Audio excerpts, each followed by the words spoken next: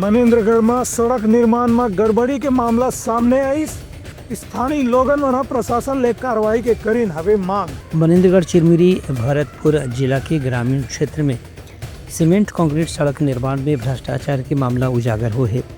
ये मामला में मनेन्द्रगढ़ के आसपास बरबसपुर पंचायत के डोंगरीपारा में 1 साल पहले लोक निर्माण विभाग के ठेकेदार डहर ले 1 किलोमीटर के सीमेंट कंक्रीट सड़क के निर्माण जो कराए गिरी से ओकर गुणवत्ता के ऊपर लगातार सवाल उठाए जाते।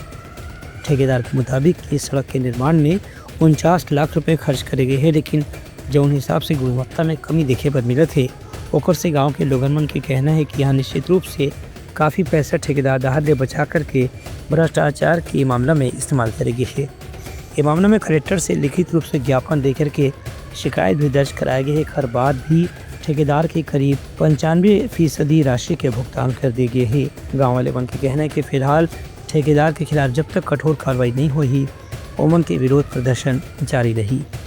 Bureau report, Utlanga news.